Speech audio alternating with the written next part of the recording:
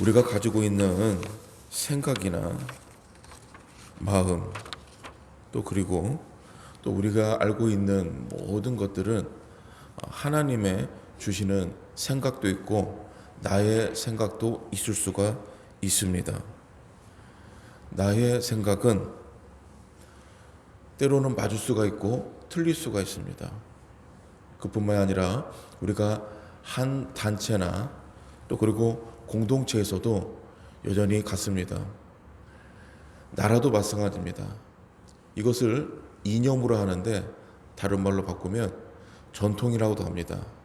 한국은 한국의 전통이 있고 또 서방 여러 나라들은 또 동방의 여러 나라들은 각자의 전통이 있습니다. 내 자신의 가지고 있는 전통, 가정의 전통, 가문의 전통, 또 그리고 온 나라마다 각자 자기 나라의 전통이 있습니다. 오늘 말씀에 나오는 이 베드로도 본인이 가지고 있는 자기의 생각과 전통이 있고 또 자기가 믿고 있는 이 이스라엘에 내려져 오는 신앙과 종교의 전통이 있습니다. 그런데 이거를 바꾼다, 또 이거를 변화시킨다, 내가 가지고 있는 걸 버리고 새로운 것을 받아들인다, 이거는 쉽지가 않습니다. 같은 삶을 오래 산 사람일수록 어렵습니다. 우리가 언어도 마찬가지입니다. 내가 쓰는 모국어를 오래 쓴 사람이 갑자기 새로운 언어를 배운다고 할 때 쉬울까요? 쉽지가 않습니다. 뇌의 구조는 한번 익숙해진 거에 대해서 계속 하려고 하지 새로운 것을 받아들이기가 어렵습니다. 제가 미국에서 공부할 때 한 번은 아주 재미난 논문을 봤습니다. 사람들이 어느 나이에 제2 외국어를 빨리 습득할 수 있을까? 참 되게 제목이 제 마음을 끌더라고요. 가뜩이나 저도 영어를 배우는 게 너무 힘들어서 과연 이거를 어떻게 논문으로 썼을까 하고 책을 쭉 살펴봤습니다. 그 논문을 쓴 교수의 결론은 그겁니다. 10대, 20대, 30대, 40대, 이 50대 연령별로 구분을 했는데 사람이 제2 외국어를 제일 빨리 습득하고 배울 수 있는 나이가 10대에서 20대, 그중에 20대 초중반이 가장 빨리 언어를 습득할 수 있다 그랬습니다. 무슨 말이냐면 10대에는 제2 언어를 빨리 배우고 말을 하지만 언어에 어떤 깊이 있는 말을 하지를 못한다는 거예요. 여러분 유치원이나 초등학생들이 엄마 아빠 하면서 서서히 하나씩 언어를 배워가는데 좀 우리가 글을 쓰고 뭔가 고급진 좀 더 깊이 있는 말을 쓰려면 대부분 성인이 돼야 20대가 돼야 말을 더 깊이 있게 합니다. 그 전까지는 책도 있고 또 많은 걸 들으면서 언어를 더 만들어가는 거죠. 그리고 가장 언어가 배우기 어려운 나이는 바로 50대라고 합니다. 이미 모국어에 굳어져 있어서 다른 언어를 습득하기가 쉽지가 않다라는 거예요. 물론 다 그렇지는 않습니다. 평균적으로 그렇다는 거고 또 언어 쪽에 발달된 뇌를 가진 사람은 빨리 제2, 제3 많은 언어를 익숙하게 또 구사하는 사람들도 있습니다. 그만큼 우리 뇌는 하나의 적응이 되어 있으면 다른 걸 바꾸기 어렵습니다. 삶의 루틴이라고도 하죠. 아침에 일어나면은 하루하루 이것저것 하는 게 똑같게 움직이는 거예요. 지금 베드로는 자기가 어렸을 때부터 가지고 있던 이 유대교의 전통, 하나님을 경배하다가 그런데 세례 요한의 제자였던 베드로가 예수님을 만나고 예수님의 제자가 되고 또 수제자가 되고 한 번에 큰 실수도 저지르고 그 힘든 가운데 예수님을 또 다시 회복이 되고, 그리고 성령을 받고 오늘 이 자리까지 오기까지 베드로도 무수한 변화가 있었습니다. 그러나 아직 바뀌지 않은 게 있습니다. 즉 유대교의 이 전통, 또 그들이 지켜왔던 것, 이방인에게 복음을 전하는 것에 대해서는 아직 마음이 열리지가 않은 거예요. 그들에게 복음을 전한다는 것은 아직 이방인은 물론 유대교에 들어와서 전하는 것은 할 수도 있겠지만 그것도 아직은 익숙하지가 않습니다. 그리고 나아가서 저기 타 지역까지 가서 다른 나라 민족을 향해 복음을 전한다는 것은 더 어려운 것입니다. 그런 베드로에게 오늘 하나님께서 이렇게 환상으로 만나 주셨어요. 어제 말씀에서 본 것처럼 고넬료의 집안에 먼저 고넬료를 향해 천사가 찾아가서 너의 구제와 너의 기도가 하늘에 상달됐다. 이제 너는 베드로라는 사람을 찾으라. 네가 있는 이 지역에 가까운 곳에 요빠라는 지역에 베드로가 있으니까 가서 그를 찾아와라. 그리고 만나라. 그랬다는 거예요. 지금 그 하인들은 베드로를 찾으러 요빠로 가고 있습니다. 그 타이밍에 오늘 베드로는 기도하러 가는 그 순간 성령 하나님께서 베드로의 환상 가운데 임하셔서 무려 3번이나 이렇게 보여주셨어요. 큰 보자기 같은 것이 내려왔는데 거기에 갖가지 짐승이 있다고 합니다.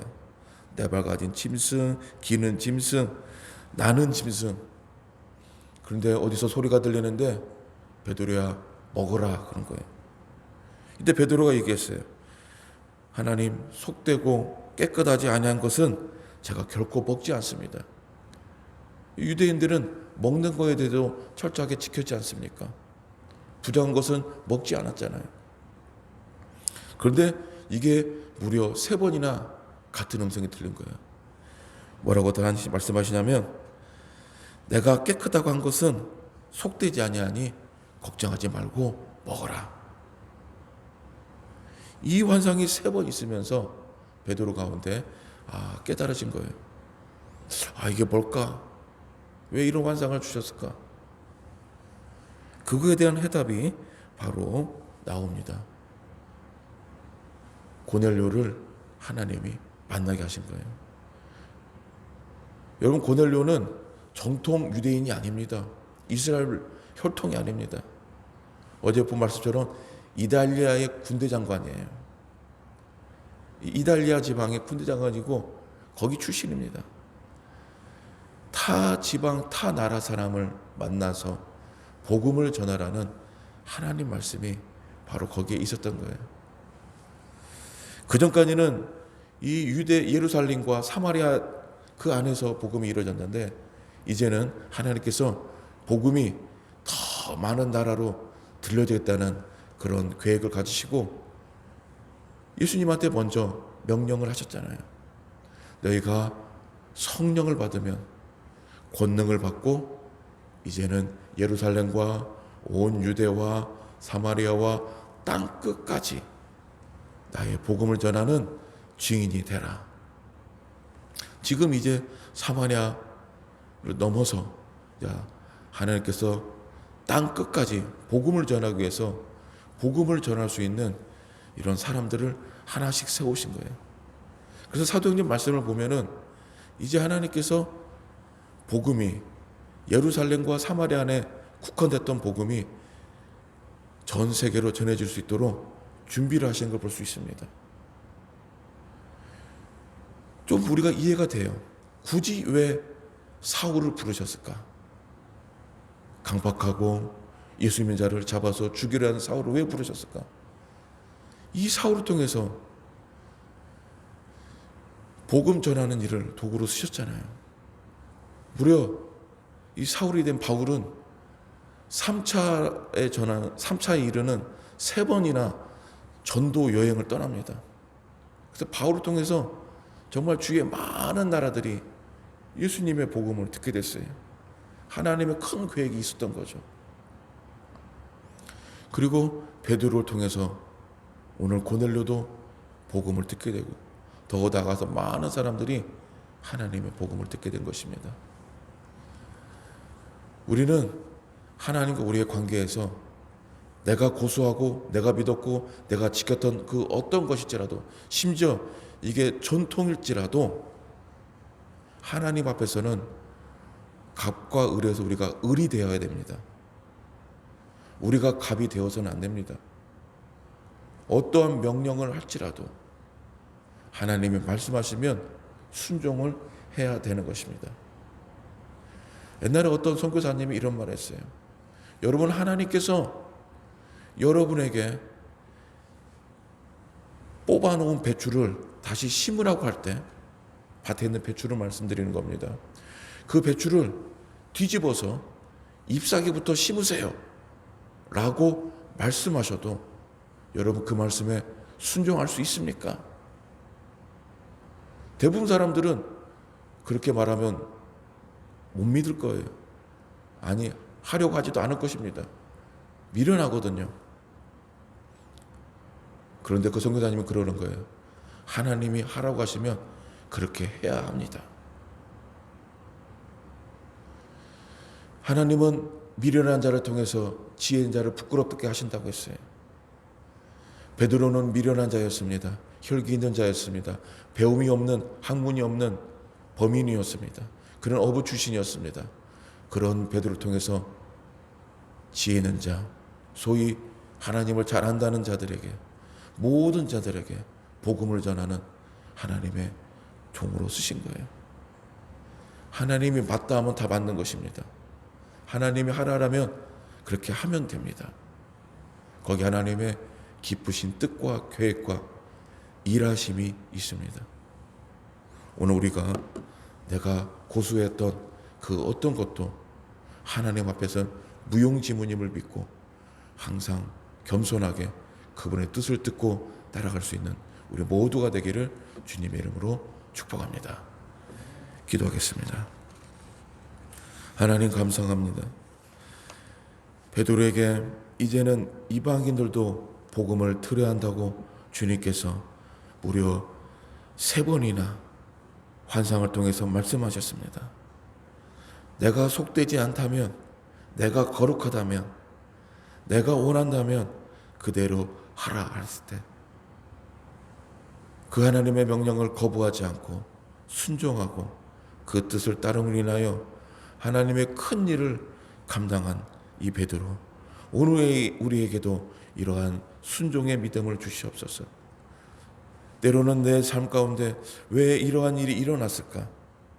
내가 원하지 않은 일, 내가 하고 싶지 않은 이러한 삶을 살아갈 때 우리는 묻지만은, 그러나 하나님께서 허락하셨다면 겸손히 감사히 그 삶을 받아들이고 순응할 수 있는, 또한 하나님의 명령을 듣고 순종할 수 있는 우리 모두가 되게 하여 주시옵소서. 하나님, 26년 새해에는 우리 가운데 주시는 하나님의 뜻들이, 계획과 약속과 언약이 이루어지는 복된 한 해가 되게 하여 주시옵소서. 나뿐만이 아니라 내 자녀들도 믿음의 하나님의 귀한 언약들이 이루어지게 하여 주시옵소서. 병든 자, 또 기도와 물질로 어려움과 염려와 걱정과 근심이 있는 자, 자녀 문제로 취업과 진로를 위해서 기도하는 자, 주님께서 다 응답하시고 함께해 주시고 하나님의 놀라운 열매를 맛보게 하여 주시옵소서. 감사하며 예수님의 이름으로 기도하옵나이다. 아멘.